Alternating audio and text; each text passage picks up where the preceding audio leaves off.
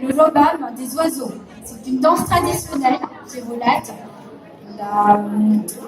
la danse des oiseaux, Baksa Baksay, en balade dans le jardin. Ok.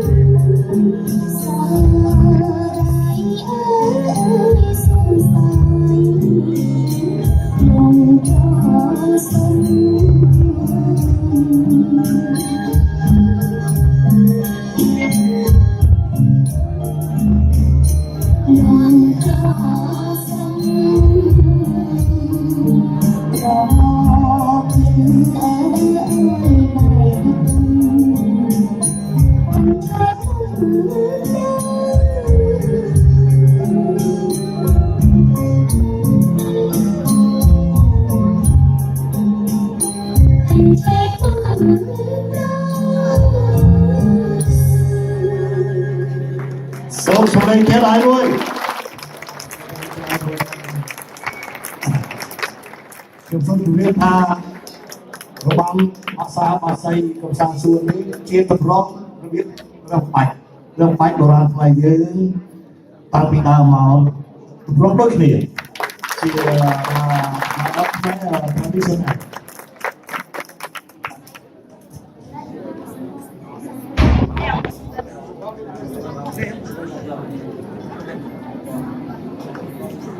Merci les enfants, merci les parents aussi